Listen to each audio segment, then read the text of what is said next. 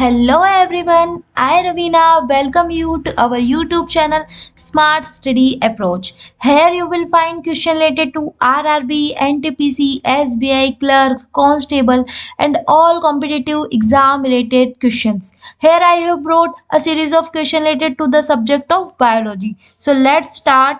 First question is पोषण यानी nutrition क्या है? ऑप्शन इज ऊर्जा प्राप्त करने की प्रक्रिया, भोजन के पाचन की प्रक्रिया, भोजन ग्रहण करने और उपयोग करने की प्रक्रिया, कोशिकाओं द्वारा ऑक्सीजन उपयोग करने की प्रक्रिया। सो राइट ऑप्शन इज भोजन ग्रहण करने और उपयोग करने की प्रक्रिया। अब अपन नेक्स्ट देख लेते हैं कि इसमें जो अदर एग्जाम्पल दे रखे हैं उनके क्या इनमें रोल है। सो फर्स्ट है कि आंशिक रूप से जो ऊर्जा प्राप्त करने की प्रक्रिया है यह पोषण का हिस्सा है। ठीक है, जो पाचन प्रक्रिया पोषण का भाग है लेकिन संपूर्ण परिभाषा नहीं है। राइट ऑप्शन है भोजन ग्रहण करने और उपयोग करने की प्रक्रिया को ही हम न्यूट्रिशन कहते हैं। इसमें पाचन, अवशोषण और ऊर्जा उत्पादन शामिल है। ठीक है, और लास्ट है कि कोशिकाओं द्वारा ऑक्सीजन उपयोग करने की प्रक्रिया, यह श्वसन प्रक्रिया से संबंधित है, पोषण से नहीं।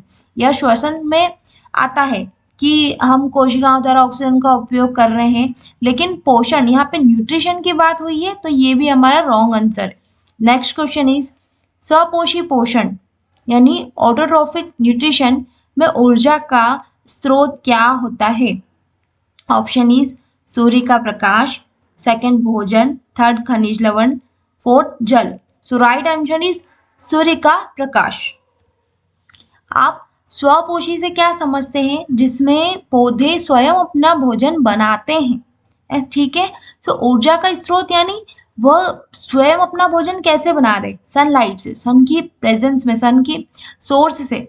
सो वही उनका मेन स्रोत हो गया। अब हम देख लेते हैं कि भोजन, अब जो भोजन होता है, भोजन का निर्माण यह खुद ही प्रक्रिया खुद में ही है, और खनिज लवण सहायक है लेकिन मुख्य स्रोत नहीं है, और जल हमको रिक्वायर्ड होता है पर यह एक ऊर्जा का स्रोत नहीं है। किसमें? स्वपोषी पोषण में।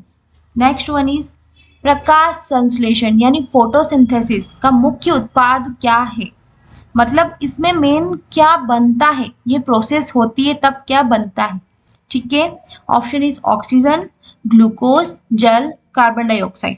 So right option is glucose. अब आपने सुना होगा कि जो पौधे हैं वह प्रकाश संश्लेषण यानी सनलाइट की प्रेजेंस में अपना भोजन बनाते हैं और फाइनल में ग्लूकोज और ऑक्सीजन का निर्माण करते हैं।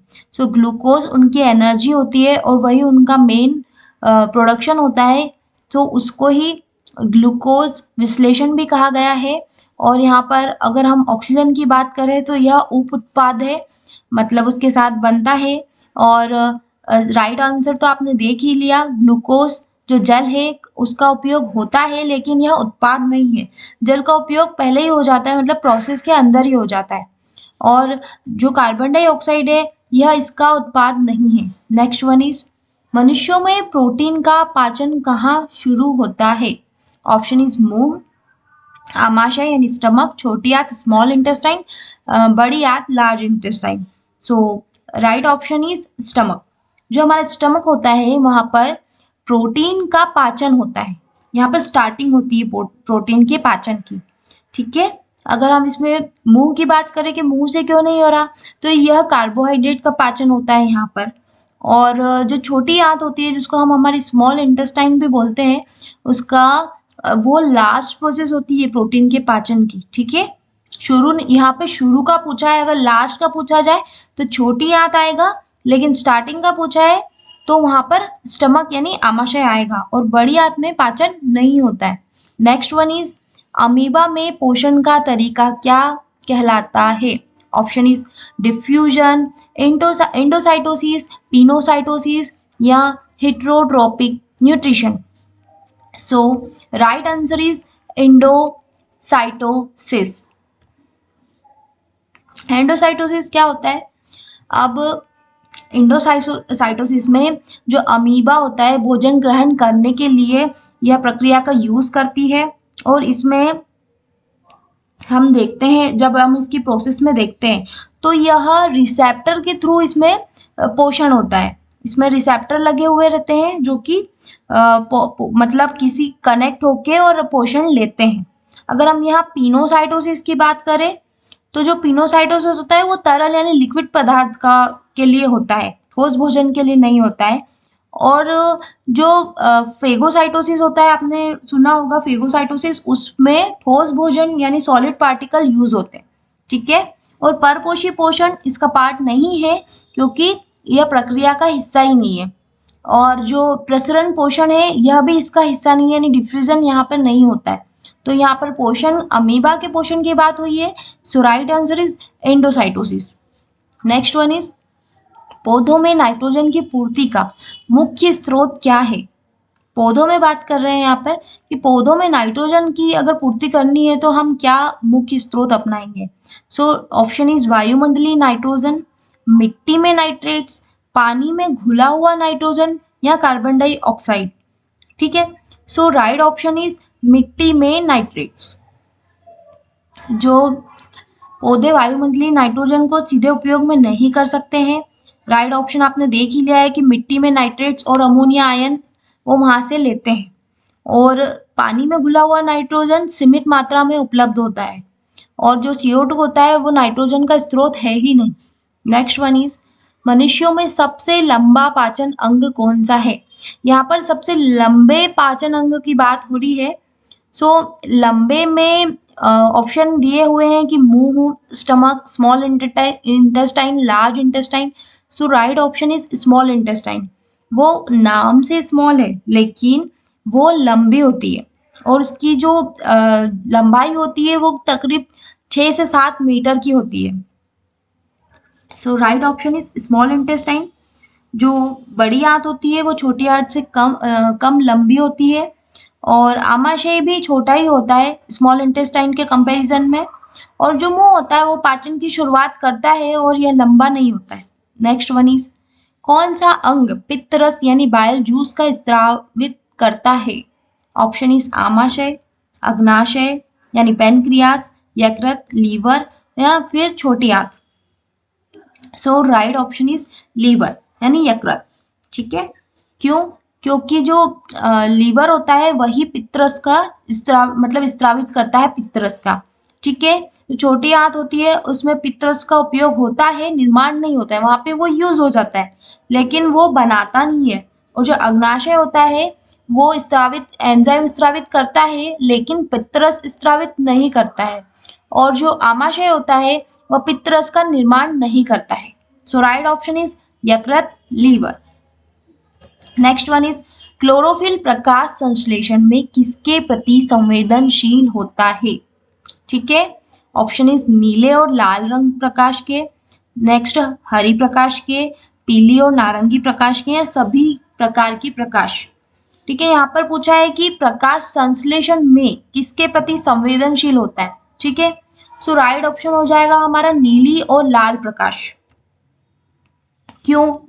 क्योंकि वह सबसे ज्यादा एब्जॉर्ब करती है। नीली और लाल प्रकाश सबसे ज्यादा संवेदनशील होती है या फिर अवशोषित करती है। और जो हरा प्रकाश होता है वो सबसे ज्यादा परावर्तित करता है, मतलब रिफ्लेक्शन करता है। ठीक है। और जो पीला और नारंगी प्रकाश होता है उसका उपयोग बहुत कम किया जाता है।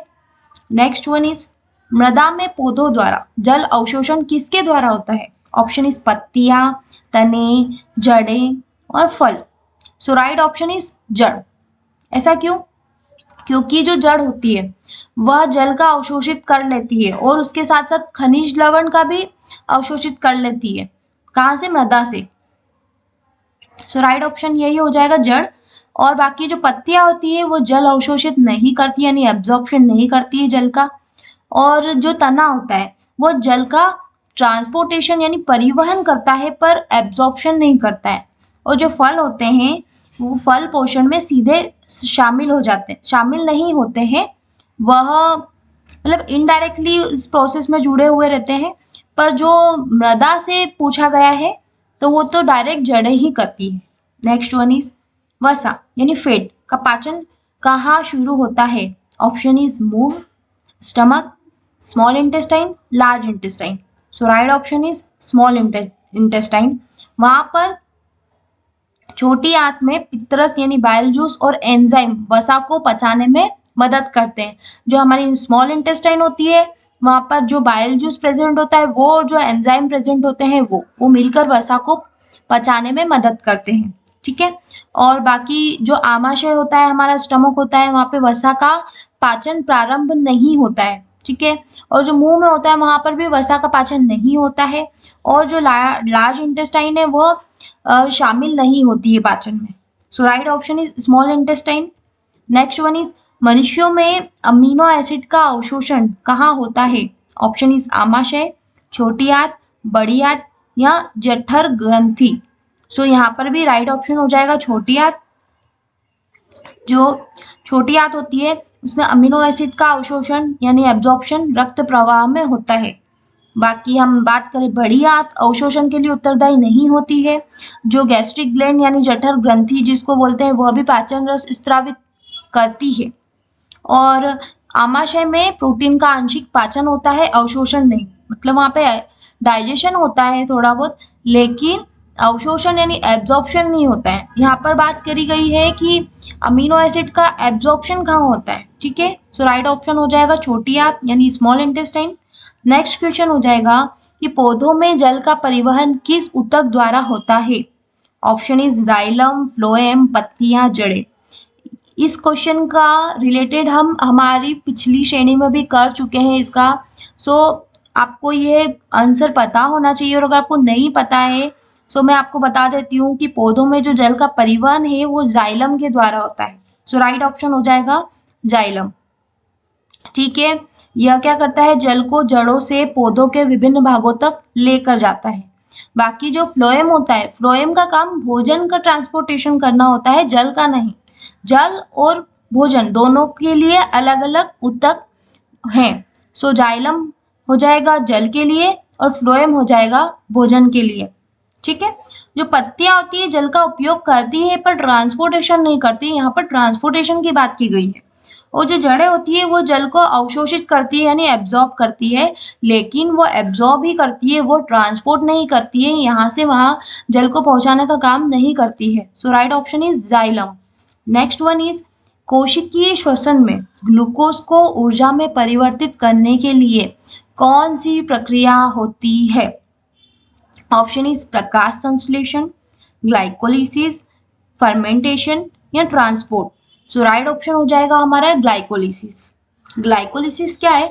ग्लाइकोलिसिस में जो ग्लूकोज होता है वह टूटकर साइकिल फॉर्म करके लास्ट में पायरुवेट बनाता है और या फिर एनर्जी का प्रोडक्शन करता है।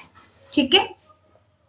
इसी प्रोसेस में जो ग्लूकोज है उसको ऊर्जा में परिवर्तित किया जाता है। ठीक है। तो आप याद रखिएगा ग्लाइकोलिसिस। अब जो प्रकाश संश्लेषण है वह ऊर्जा का संग्रहण प्रक्रिया है, ऊर्जा का उत्पादन नहीं। मतलब ऊर्जा स्टोर करके रख सकता है पर यह बनाता नहीं है।